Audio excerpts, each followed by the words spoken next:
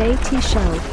What's going on, you sexy beasts, and welcome to another episode of the Smash JT Show, my weekly rundown of divisive issues in the video game industry and beyond sometimes. It airs every Friday at 8 a.m. Pacific Time, 11 a.m. Eastern Time, and without further ado, let's just jump right into it. On July 19th, Nintendo filed suit against the operator of two ROM websites in the United States for distributing Nintendo ROMs, and for not trying to even hide the fact that he was doing it, using the Nintendo logos, using the box arts, using the actual cartridge arts. Everything was there on these sites. Nintendo filed suit saying that both of these sites were built almost entirely on the brazen and mass-scale infringement of Nintendo's intellectual property rights.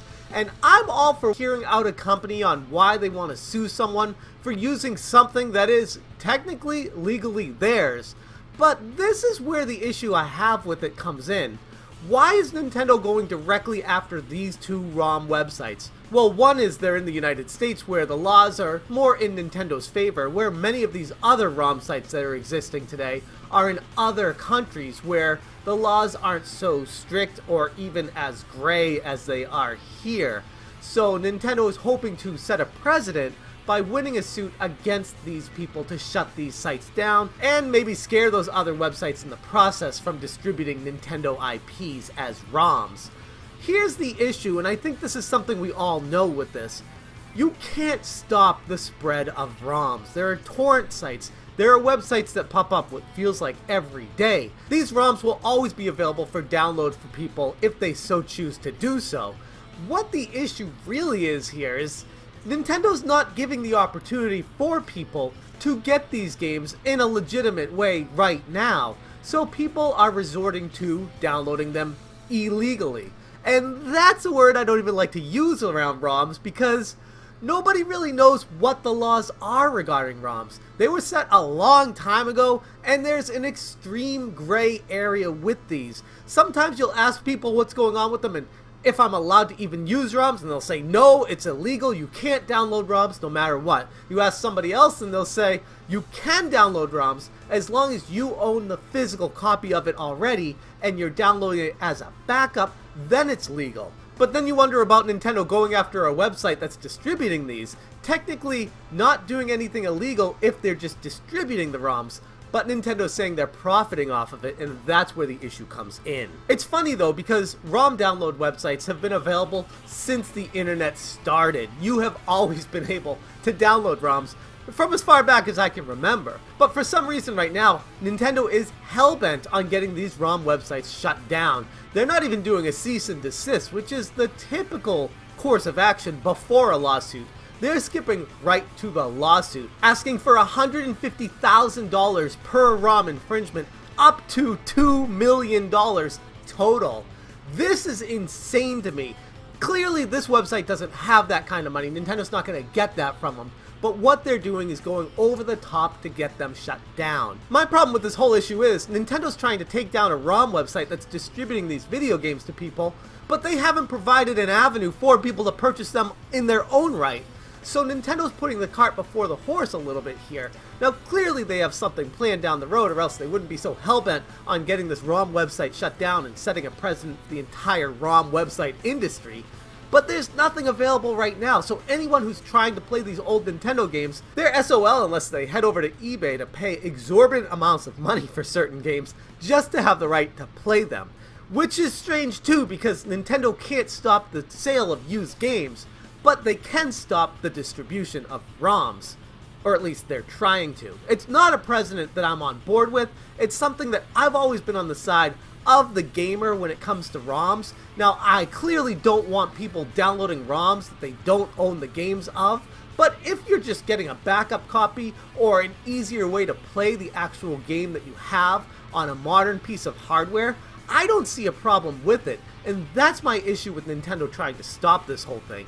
But I'd be very interested in your take on this. Do you feel like Nintendo has the right to shut down these ROM distribution websites, or do you think they're overstepping their bounds just to be able to make more money off of selling ROMs that people have been getting for years for free because they're old games? And Nintendo wouldn't really have an issue with ROM distribution websites if they didn't realize there's a way they can make insane amounts of money from reselling these old games. Next up, let's talk about a rumor coming down the pipe of Microsoft's next console, which actually might be another rendition of the Xbox One. Now, it's still very early on right now, so I don't have any concrete details of these very loose rumors, but what I've heard is extremely interesting.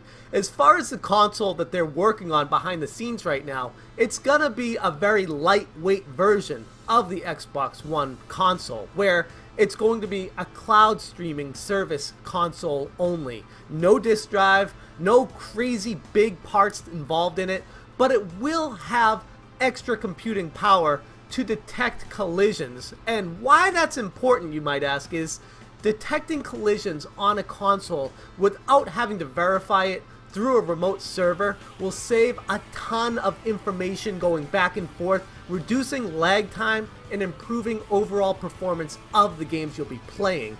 This is something that I could have never even thought of happening until I heard it was in development. And it's again one of those cases where Microsoft is clearly ahead of the curve when it comes to technology and how to game the system to work to our advantage. If you're able to detect collisions with on-screen objects locally without having to talk to a remote cloud server in the process, it would create a much smoother gameplay experience. And it's something that I'm extremely excited about the potential of that happening. Now, you guys who know me know that I love my physical media. I am a hardcore collector of actual cartridges, cases, and discs.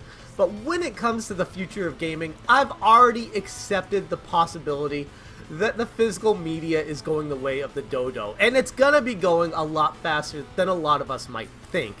In this case, it may be to our advantage price-wise if they're able to create a console that doesn't have a disk drive, that doesn't have all this onboard memory and RAM, that just have all this collision detection and information, and is able to communicate with a cloud server, give you the game experience that you would dream of with limited internet connectivity, and still be able to play it the way a disc would play it at a fraction of the price. That's something that's really hard to say no to. And if you combine that with Xbox Game Pass, the Netflix of video games, Microsoft is really onto something with the future here, and I for one am on board with it. And I never thought I'd be saying that, being a hardcore physical media collector that I am.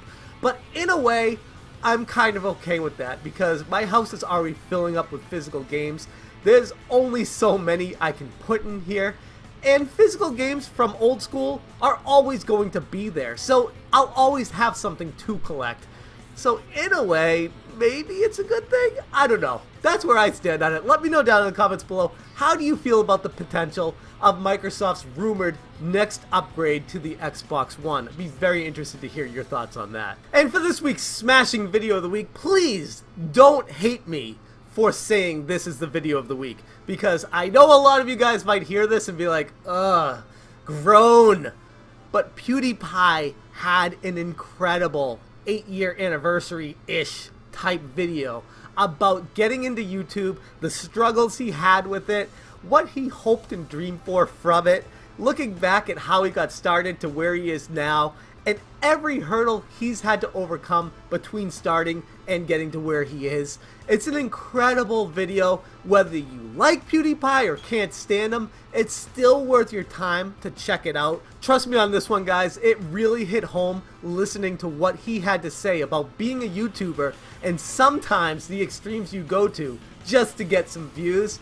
It's very real. Check it out. Even if you're not a YouTuber, it lets you know a little bit about behind the scenes and what YouTubers go through when they're making their videos, how much work it takes compared to what you expect out of it. It's just an incredible video all the way through. When my channel really blew up for the first time, it was one of the most amazing experiences of my life. It was just me and my audience sharing this journey. But what comes up must go down. And finally, I hate to do this, but we gotta talk about Fortnite again because it's in the news for making a crap ton of money. And it's something that could impact the entire video game industry. They just surpassed the $1 billion earned annually. Fortnite Battle Royale, made by Tencent Games, backed by Epic. That's something I talked about during my J.J. Abrams video.